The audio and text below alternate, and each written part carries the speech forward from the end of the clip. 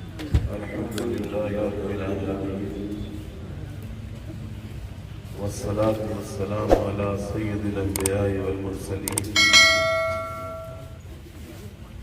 وعلى آله وصحبه أجمعين ومن تبعهم بإحسان إلى يوم الدين. أعوذ بالله من الشيطان الرجيم. ولنبلونكم بشيء من الخوف والجوع ونقص من الأموال والأنفس والثمرات وبشر الصابرين الذين إذا أصابتهم مصيبة قالوا إنا لله وإنا إليه راجعون أولئك عليهم صلوات من ربهم ورحمة وأولئك هم المهتدون.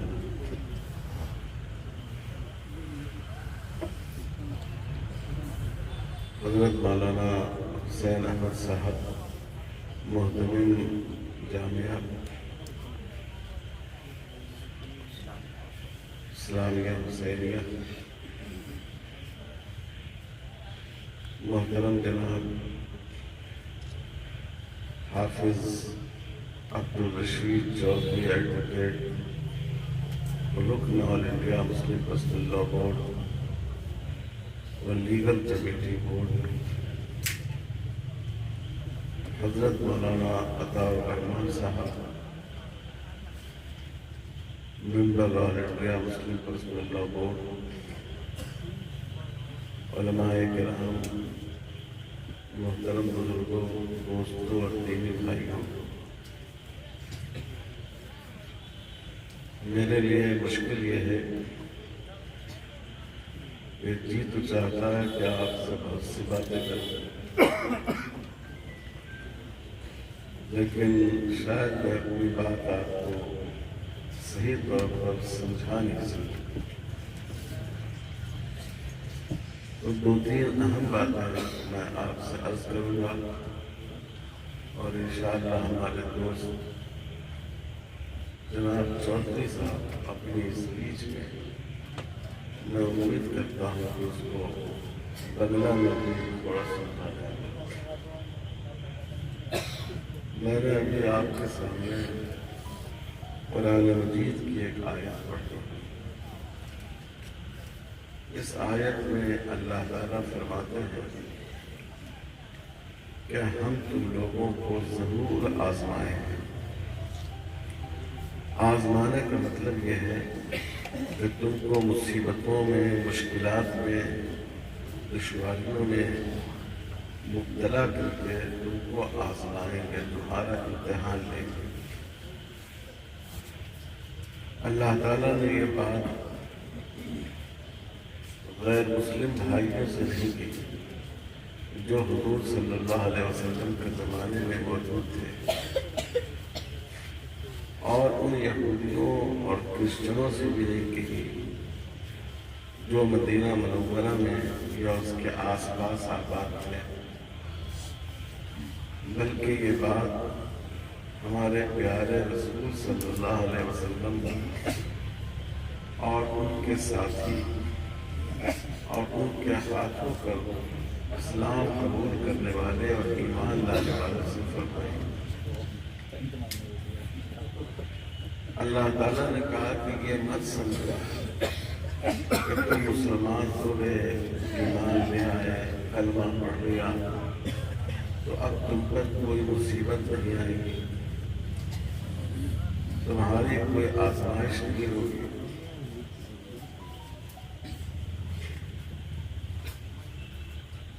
اللہ تعالیٰ نے فرمایا کہ ایسا نہیں، میں تم لوگوں کو ضرور مصیبتوں میں مبتلا کر کے آزماؤں. عربی گرامر کے اعتبار سے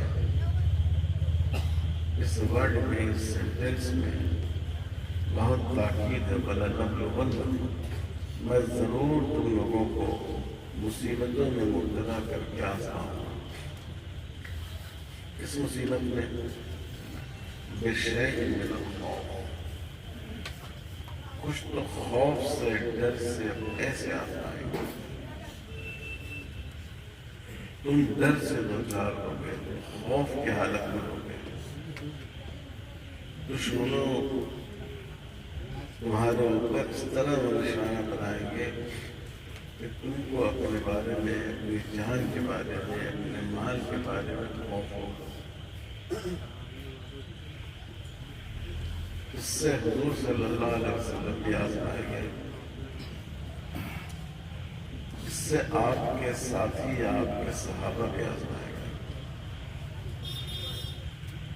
جب آپ مکہ مکرمہ میں تھے تو حضرت ابو طالب جو آپ کے چچا تھے، وہ باضابطہ رات کے وقت چند لوگوں کو آپ کے گھر کے باہر مقرر رکھتے تھے، تاکہ اگر کوئی دشمن حملہ کرنے کی کوشش کرے تو آپ اس کو، وہ لوگ آپ کو اس سے بچا سکیں۔ اور جب آپ مدینہ تشریف لے گئے تب بھی صورتحال یہ تھی کہ آپ کے گھر کے باہر بعض لوگ، بعض صحابہ پہرا دیتے تھے کہ کہیں آپ پر حملہ نہ ہو جائے۔ جب قرآن مجید کی آیت نازل ہو گئی کہ ہم آپ کی حفاظت کریں گے، تو حضور صلی اللہ علیہ وسلم نے پہرےداروں سے کہا کہ اب تمہاری ضرورت نہیں ہے، اب اللہ نے خود ہماری حفاظت کی ذمہ داری لے لی۔ تو حضور اللہ کے رسول تھے، نبی تھے، آپ کے مقبول بندے تھے، لیکن حضور بھی ایسے ماحول میں تھے، ایسے حالات میں تھے کہ جس میں ڈر اور خوف موجود تھا۔ جب مکہ مکرمہ میں آپ تھے، مسلمان تھے، تو غیر مسلموں کے ڈر سے کعبۃ اللہ کے صحن میں، کعبۃ اللہ کے باہر مسلمان نماز نہیں پڑھ سکتے۔ حضرت عمر رضی اللہ تعالیٰ عنہ مسلمان ہوئے، وہ بہت ہی طاقتور اور پرجوش آدمی تھے۔ انہوں نے اپنے ساتھیوں کو لے کر وہاں ایک جماعت دی، لیکن صرف ایک وقت کی نماز پڑھی، پھر اس کے بعد وہاں مسلمان نماز نہیں پڑھ سکتے۔ مسلمان صفا کی پہاڑی پر ایک مکان میں جمع ہو جاتے تھے، جسے گزارے آپ کہتے ہیں، وہیں نماز ہوتی تھی، وہیں آپ دین کی باتیں بتاتے تھے۔ اور جب آپ مدینہ تشریف لے گئے تب بھی یہ حال تھا کہ حضرت عمر رضی اللہ تعالیٰ عنہ فرماتے ہیں کہ میں اپنے بستر میں تلوار رکھ کر سوتا تھا، ڈر ہوتا تھا کہ پتہ نہیں کب ہم پر حملہ ہو جائے گا۔ تو ایسے خوف سے اور ایسے اندیشوں سے حضور صلی اللہ علیہ وسلم اور آپ کے ساتھیوں کو گزرنا ہوا۔ یہ بات میں نے اس لیے بتائی کہ آج اگر ہمیں خوف ہو، ہماری جان کا خوف ہو، ہماری زندگی کے معاملے میں ڈر ہو، کب ہم پر حملہ ہو جائے، کب ہماری موب لنچنگ ہو جائے کسی مسلمان نوجوان کی، تو ہم کو گھبرانا نہیں چاہیے، بلکہ ایمان پر جمے رہنا چاہیے، کیونکہ اس کا تو اللہ تعالیٰ نے وعدہ کیا ہے کہ ان کو ہم مصیبتوں سے آزمائیں گے۔ اور ہمارے نبی صلی اللہ علیہ وسلم جو اللہ تعالیٰ کو سب سے زیادہ محبوب تھے، ان کو بھی آپ نے آزمائشوں سے گزارا ہے۔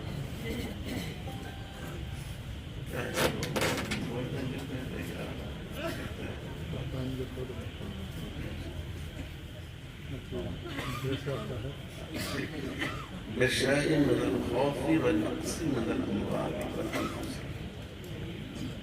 اللہ تعالیٰ فرماتے ہیں کہ ہم کو مال کی کمی سے بھی آزمائیں، مال کی کمی سے اور بھوک سے، بشعی من الخوف بھوک سے بھی آزمائے گا۔ رسول اللہ صلی اللہ علیہ وسلم کا مکہ مکرمہ میں بائیکاٹ کیا گیا، 3-3.5 سال تک یہ بائیکاٹ جاری رہا۔ اس وقت صحابہ کی حالت یہ تھی کہ حضور صلی اللہ علیہ وسلم کے پاس ساتھیوں نے کہا کہ ہمیں درخت کے پتے اور چھالے کھانے کو، اس کا نتیجہ یہ ہوا کہ ہمارے پیخانے جانوروں کے پیخانے کی طرح ہونے لگے۔ اور حضرت بلال رضی اللہ تعالیٰ عنہ نے فرمایا کہ میرے لیے اور حضور کے لیے کھانے کی چیز اتنی کم ہوتی تھی کہ اگر میں اس کو اپنے بغل میں رکھ لوں تو کسی کو نظر نہیں آئے، تو بھوک سے بھی آواز پڑے گے۔ وہ نقص من الاموال، اور مال کے نقصان سے بھی آزمائے گئے۔ گھروں کو آگ لگا دیا جائے، دکانوں کا بائیکاٹ کر دیا جائے، جیسے آج اتراکھنڈ کے بارے میں آپ سنتے ہیں، ہماچل پردیش کے بارے میں سنتے ہیں کہ مسلمانوں کی دکانوں کی اور کاروبار کا بائیکاٹ کیا جا رہا ہے، اور گورنمنٹ کی جاب میں مسلمانوں کا پرسنٹیج کم سے کم ہوتا جا رہا ہے۔ تو یہ بھی ہو سکتا ہے، اور جان کا نقصان بھی ہو سکتا ہے۔ فسادات کرائے جائیں، آپ ہی کے ہاں نیلی کا فساد، ایسا فساد ہوا کہ کبھی اس کو بھلایا نہیں جا سکتا۔ ایسے بھی واقعات پیش آ سکتے ہیں۔ والثمرات، ثمر کے معنی پھل کے ہیں، اور مفسرین نے لکھا ہے کہ یہاں اس سے مراد اولاد ہے، کیونکہ اولاد ہی انسان کا سب سے بڑا پھل ہوتا ہے۔ تو اولاد کا بھی نقصان ہو سکتا ہے۔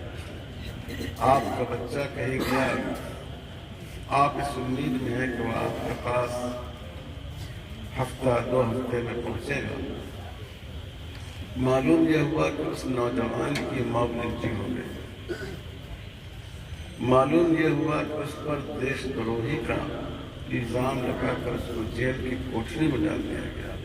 آج ہمارے ملک میں 10,000 سے زیادہ مسلمان نوجوان جیل میں پڑے ہوئے، ان میں سے بہت وہ ہیں کہ جن کی سالہ سال گزرنے کے باوجود اب تک چارج شیٹ بھی نہیں پیش کی گئی۔ تو اللہ تعالیٰ نے فرمایا کہ ان تمام چیزوں سے ہم تم کو آزمائیں گے۔ یہ مت سمجھیے کہ آج ہی موب لنچنگ ہو رہی ہے، حضور صلی اللہ علیہ وسلم کے زمانے میں موب لنچنگ ہوئی، حضرت بلال رضی اللہ تعالیٰ عنہ کی موب لنچنگ ہوئی کہ ان کو تپتی ہوئی ریت پر گردن میں رسی ڈال کر گھسیٹا جاتا۔ حضرت صہیب رضی اللہ تعالیٰ عنہ کو کوئلہ سلگا کر اس پر لٹا دیا جاتا تھا، اور جب تک اس سے نکلنے والا لہو کوئلوں کو ٹھنڈا نہیں کر دیتا تھا، اس وقت تک ان کو اٹھنے کی اجازت نہیں تھی۔ حضرت سمیہ رضی اللہ تعالیٰ عنہ یہ پہلی شہید ہے جن کو برسر بازار دوپہر کی روشنی میں اتنی بے دردی کے ساتھ ان کی موت منظور کی گئی کہ ان کے دونوں پاؤں 2 اونٹنیوں سے باندھ کر 2 طرف رکھا دیے گئے۔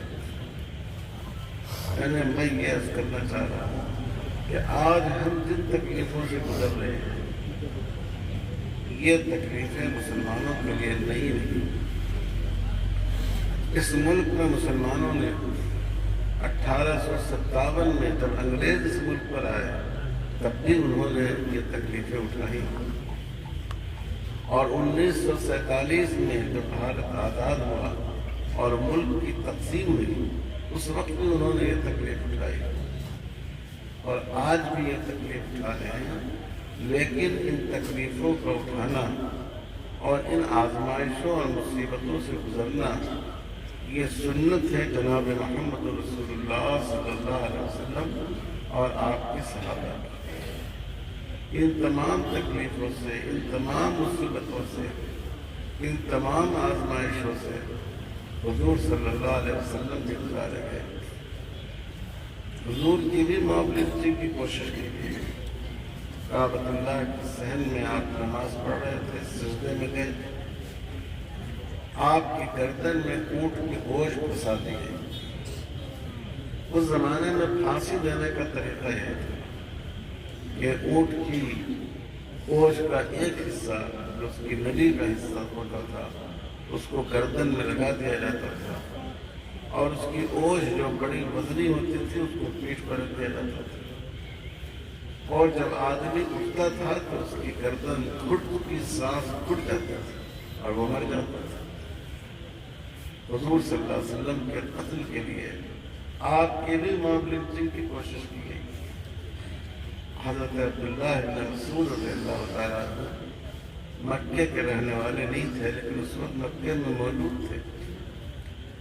کہتے ہیں کہ ہم اس منظر کو دیکھ رہے تھے, لیکن چونکہ ہمارا قبیلہ مکے میں نہیں تھا, مکے میں ہمیں طاقت حاصل نہیں تھی قبیلے کی, اس لیے ہمیں ہمت نہیں ہو سکی کہ ہم اس میں انٹرفیئر کریں, لوگوں کو روک سکیں. یہاں تک کہ حضرت فاطمہ رضی اللہ تعالیٰ عنہ کو خبر دی گئی. وہ آئیں, انہوں نے حضور کی پیٹھ مبارک سے گوشت کو صاف کیا. پھر آپ اٹھے اور آپ نے ان لوگوں کے لیے بددعا دی, اور جن کے لیے آپ نے نام لے کر بددعا دی وہ سارے لوگ غزوہ بدر میں مارے گئے, ہلاک ہو گئے.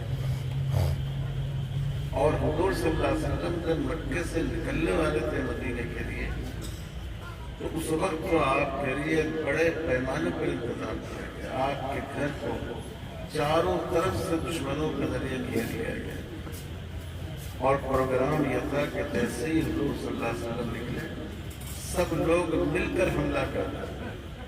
جیسے آج تمام دشمن طاقتیں مسلمانوں کے خلاف متحد ہو گئی ہیں, اسی طرح تمام قبیلوں کو, تمام ٹرائبس کو متحد کیا گیا کہ اس لیے کہ اگر ایک آدمی حملہ کرے گا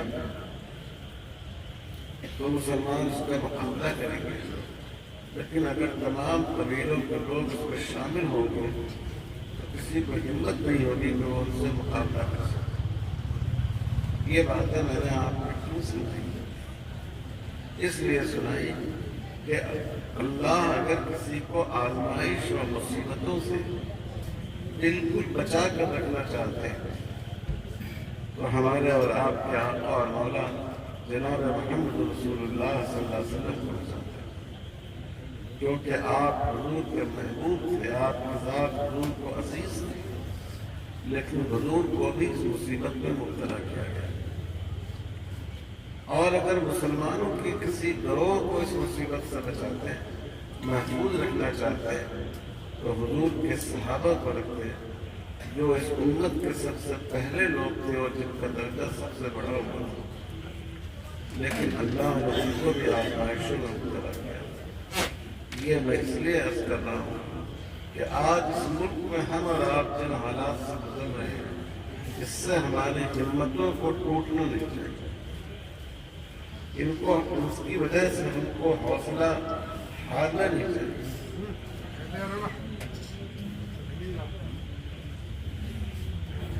ان کی وجہ سے ہماری ہمت کمزور نہیں ہونی چاہیے.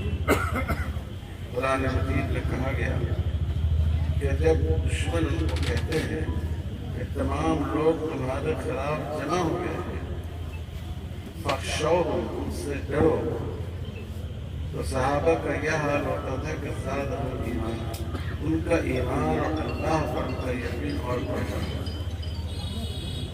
تو بہت بڑی ضرورت اس وقت یہ ہے کہ ہم چاہے مال کے اعتبار سے کمزور پڑ جائیں, جان کے اعتبار سے کمزور پڑ جائیں, لیکن دل کے اعتبار سے اور ایمان کے اعتبار سے کمزور نہ پڑیں. ہمارے حوصلے قائم رہیں, ہماری ہمتیں قائم رہیں.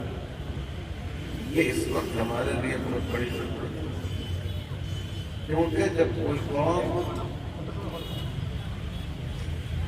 کوئی قوم حوصلہ کھو دیتی ہے اور اس کی ہمت ٹوٹ جاتی ہے تو پھر آپ جانتے ہیں اس کے بعد دھرم پریورتن کا دورہ ہوا، لوگ اپنے مذہب کو چھوڑ دیتے، لوگ اپنے دین کو چھوڑ دیتے۔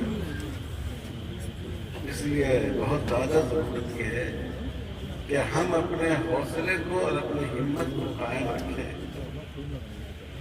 اللہ تعالیٰ نے آگے کہا کہ جب مصیبتیں آتی ہیں تو وہ کیا کہتے ہیں؟ انا للہ و انا الیہ راجعون۔ ہم دنیا کی اور قوموں کی طرح نہیں، دنیا کی قومیں اپنے کاروبار کے لیے جیتی ہیں، دنیا کی قومیں اپنی کھیتیوں کے لیے جیتی ہیں، دنیا کی قومیں حکومت اور اقتدار کے لیے جیتی ہیں، دنیا کی قومیں سرکار میں شامل ہونے کے لیے جیتی ہیں، لیکن انا للہ، ہم اللہ کے لیے، ہم اللہ کے لیے جیتے ہیں۔ ہم وہ لوگ ہیں کہ جن کا جینا اور مرنا اللہ کے لیے ہے۔ یہ مسلمانوں میں یہ حوصلہ پیدا کیا جائے وَإِنَّا إِلَيْهِ رَاجِعُونَ، اور ہمیں اس سے گھبرانے کی ضرورت نہیں ہے، کیونکہ ہم کو تو اللہ ہی کی طرف لوٹنا ہے۔ آج اگر کوئی شخص آپ کو دعوت دے، آج کل ہمارے یہاں ہو رہا ہے، مسلمانوں کے ذہن کو مشرکانہ بنانے کی کوشش کی جا رہی ہے۔ ایک تو سب سے بڑھ کر ایجوکیشن کے ذریعے، یہ جو نیو ایجوکیشن پالیسی ہے، جو ابھی تک پوری طرح نافذ نہیں ہوئی ہے، گورنمنٹ کے پلان کے مطابق 2030 تک یہ نافذ ہوگی۔ اس کورس کو پڑھنے کے بعد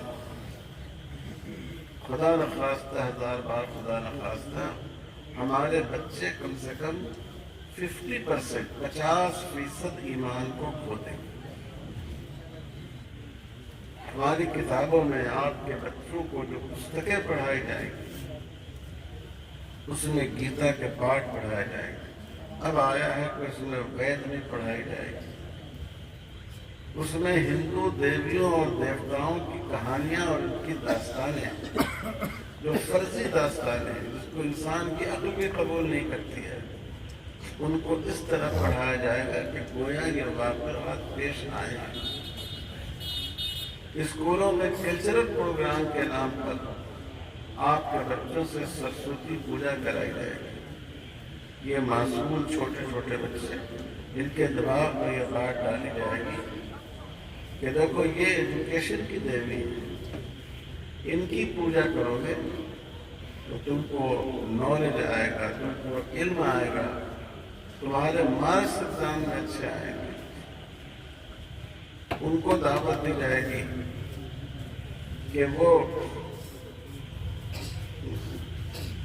پوجا کریں درگا دیوی کی، اس کے پروگرام رکھے جائیں گے۔ ابھی میں بہار گیا تھا، دیکھا تمام اسکولوں میں اس کے پروگرام رکھے جا رہے ہیں۔ حالانکہ ہمارا ملک سیکولر ملک ہے اور یہاں کے سرکاری اسکولوں میں کسی خاص دھرم کا پرچار نہیں ہونا چاہیے، لیکن آپ کے بچوں کو سمجھایا جائے گا کہ دیکھو یہ طاقت کی، شکتی کی دیوی، ان کی پوجا کرو گے تمہاری ہیلتھ اچھی ہوگی، تم طاقتور ہوگے۔ یہ دیکھو یہ لکشمی دیوی ہے، ان کی پوجا کرو، یہ روزی دیتی ہے، یہ رزق دیتی ہے۔ اگر ان کی پوجا کرو گے تم کو جاب ملے گی، تمہارا کاروبار اچھا ہوگا۔ آپ سوچئے کہ جو چھوٹے چھوٹے بچے ہیں، اگر ان کے دماغ میں یہ بات ڈالی جائے گی، اسکول کے ماحول میں ان سے بار بار یہ بات کہی جائے گی اور ان سے یہ عمل کرایا جائے گا، تو کیا آپ سمجھتے ہیں کہ ان کا دماغ اس زہر سے بچ سکے گا؟ ان کا ایمان متاثر نہیں ہوگا؟ تو میرے بھائی اور بزرگوں، کوشش کی جا رہی ہے کہ آپ کو اپنے مذہب سے آہستہ آہستہ ہٹائے جائے۔ یہ جو فرقہ پرست طاقت ہے، انہوں نے محسوس کر لیا ہے کہ مسلمانوں کو، دو چار مسلمانوں کو قتل کر کے ان کو ختم نہیں کیا جا سکتا۔ ان کو تو اور خوشی ہوتی ہے کہ یہ شہید ہو گئے، ان کا درجہ جنت میں۔ مسلمانوں کی کچھ دکانیں اور کاروبار لوٹ کر ان کو نہیں گرایا جا سکتا ہے، کیونکہ ان کے نزدیک اپنے دین اور دھرم کے مقابلے میں مال کی، پیسوں کی کوئی اہمیت نہیں۔ اس لیے اب اس بات کی کوشش کی جا رہی ہے کہ ایجوکیشن کے ذریعے، قانون کے ذریعے، کلچرل پروگرام کے ذریعے، میڈیا کے ذریعے ہماری جو نئی نسل ہے اس نسل کے ایمان کو سے چھین لیا جائے۔ آپ کے بچوں کو سے وندے ماترم پڑھوایا جائے۔ یہ ایک مشرکانہ گیت ہے۔ وندے ماترم کے معنی یہ ہے کہ اے میری ماں، میں تیری پوجا کرتا ہوں، میں تیری عبادت کرتا ہوں۔ آپ جانتے ہیں اسلام میں سب سے اونچا درجہ ماں کا ہے۔ ماں کے بارے میں حضور نے فرمایا کہ ماں کے پاؤں کے نیچے جنت ہے، لیکن کیا ماں کی پوجا کرنا، ماں کو سجدہ کرنا جائز ہے؟ حضور صلی اللہ علیہ وسلم سے پوچھا گیا، کیا ہم ماں کے لیے احترام کے طور پر جھک سکتے ہیں جیسے رکوع کرتے ہیں ہم لوگ؟ آپ صلی اللہ علیہ وسلم نے منع فرما دیا۔ آپ نے فرمایا کہ ماں کی خدمت کرو، ماں کو سلام کرو، ماں کے ساتھ بہتر طور پر پیش آؤ، یہی ماں کے ساتھ اچھا سلوک۔ لوگوں نے آپ سے اجازت چاہی کہ ہم آپ کو سجدہ کریں۔ جو صحابہ ایران کے علاقے میں گئے، انہوں نے دیکھا کہ لوگ اپنے سردار کو سجدہ کرتے ہیں۔ وہاں سے آنے والوں نے کہا کہ حضور، ہم اس سے زیادہ محبت آپ سے رکھتے ہیں جو محبت وہ اپنے سرداروں سے رکھتے ہیں۔ آپ ہمیں اجازت دیجیے کہ ہم آپ کو سجدہ کریں۔ آپ صلی اللہ علیہ وسلم نے فرمایا کہ اگر میں کسی کو سجدہ کرنے کی اجازت دیتا تو بیویوں کو اجازت دیتا کہ وہ اپنے شوہر کو سجدہ کریں، لیکن اللہ کے سوا مومن کی پیشانی کسی اور کے سامنے نہیں جھک سکتی۔ یہ ہمارے دین کی تعلیم ہے، لیکن آج آپ کے بچوں سے وندے ماترم پڑھوایا جا رہا ہے۔ ہمیں بھارت سے اور اپنے وطن سے محبت ہے۔ ہم اس کے لیے اپنے خون کا آخری قطرہ دے سکتے ہیں اور ہمارے پرکھوں نے دیا ہے، لیکن ہم اس کی عبادت نہیں کر سکتے، ہم اس کو معبود نہیں مان سکتے۔ آپ کے بچوں سے سوریہ نمسکار کرایا جائے۔ ابھی آپ نے دیکھا راجستھان کے تمام اسکولوں میں بچوں سے سوریہ نمسکار کرایا گیا۔ سوریہ نمسکار کیا ہے؟ سورج کی عبادت ہے۔ آپ قرآن مجید میں حضرت ابراہیم علیہ السلام کا واقعہ پڑھیے۔ حضرت ابراہیم جس قوم میں بھیجے گئے، اس میں سورج کی پوجا ہوتی تھی، اس میں ستاروں کی پوجا ہوتی تھی، اس میں چاند کی پوجا ہوتی تھی۔ سیدنا حضرت ابراہیم علیہ السلام نے بتایا کہ جو چیز روشن ہو کر بجھ جائے، جو چیز آ کر ختم ہو جائے، وہ خدا نہیں ہو سکتی۔ یہ آپ سے یوگا کرایا جاتا ہے۔ یہ یوگا کیا ہے؟ ایکسرسائز آپ کسی بھی قسم کا کریں وہ جائز ہے، لیکن اس ایکسرسائز کے نام پر سوریہ نمسکار بھی کرایا جاتا ہے۔ ہمارے اس دیش میں جب یہ سوریہ نمسکار کے خلاف مشورات کہی جا رہی تھی تو جو ہمیں بعض لوگوں نے کہا کہ نہیں، یہ یوگا کے خلاف ہے، تو بعض لوگوں نے کہا کہ مسلمان نماز پڑھتے ہیں یہ بھی یوگا ہے۔ لیکن ہمارے RSS کے جو موجودہ صدر ہیں، کیا نام ہے، موہن راؤ بھاگوت، انہوں نے بیان دیا کہ یہ کہنا غلط ہے کہ نماز یوگا ہے۔ یہ ہمارے ہندو دھرم کا خاص عمل ہے اور اس کو بہت تفصیل سے گیتا میں بتایا گیا ہے۔ یہ ہماری سوچ سے اور ہمارے عقیدے سے جڑی ہوئی چیز ہے۔ تو یوگا کرا کر، وندے ماترم کرا کے، سوریہ نمسکار کرا کر، اسکولوں میں کلچرل پروگرام کے نام پر ہندو دیویوں اور دیوتاؤں کی پوجا کرا کر کوشش کی جا رہی ہے کہ آپ کی اگلی نسل کو آپ کی سوچ سے، آپ کی فکر سے ہٹا دیا جائے۔ میرے بھائیوں، اس وقت سب سے زیادہ اس پر غور کرنے کی ضرورت ہے۔ آپ نماز پڑھیں، لیکن آپ کا بچہ خدا نخواستہ اسکول میں جا کر مورتی پوجا کرے تو کیا آپ کی نماز آپ کو آخرت کو بخشوا دے گی اور اللہ تعالیٰ کے ہاں آپ سے پوچھ نہیں ہوگی؟ اس لیے میرے بھائیوں، اس کی بہت فکر کرنے کی ضرورت ہے۔ میں ایک واقعہ آپ سے بیان کرتا ہوں۔ میں برطانیہ گیا تھا، آکسفورڈ سے ایئرپورٹ پہ جا رہا تھا، راستے میں میں نے بہت سی شاپس دیکھی، دکانیں دیکھی، اس پر جو سائن بورڈ ہوتا ہے اس میں نام تو سارے انگریزوں کے تھے، لیکن شروع میں ال لکھا ہوا تھا۔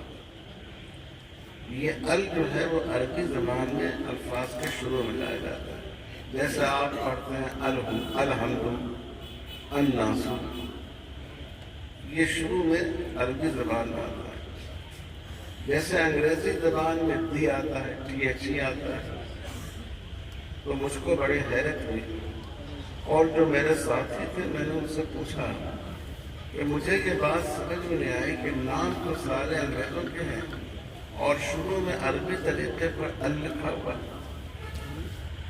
انہوں نے کہا کہ اصل میں بات یہ ہے کہ 1948 میں 1948 میں جب اسرائیل بنایا تھا برطانیہ نے، اور وہاں فلسطینیوں پر بڑا ظلم ہوا اور ان کو اجاڑ دیا گیا، تو برطانیہ نے ان کو اپنے ملک میں پناہ دی اور ان کو اسی علاقے میں بسایا۔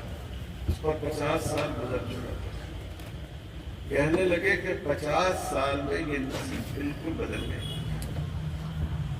یہ ال لکھتے تو ہیں مگر ان کو کچھ نہیں معلوم ہے کہ یہ ال کس لینگویج سے اس کا تعلق ہے، ان کے ماں باپ، دادا دادی، باپ دادا کیا تھے، ان کا دھرم کیا تھا، ان کو یہ کچھ نہیں معلوم ہے، کیونکہ ایک سر نیم میں ان کے ال شامل تھا جو ان کے پاسپورٹ اور تمام ڈاکومنٹ پر لکھا ہوا ہے، اسی لیے وہ ال لگا کر اپنی دکانوں کا نام رکھتے ہیں۔ میرے بھائیوں، کیا ہم چاہتے ہیں کہ ہماری آنے والی نسلیں ایسے ہی ہو جائیں؟ اس لیے اس وقت بہت زیادہ ضرورت یہ ہے کہ ہم خود اپنے اندر حوصلہ پیدا کریں۔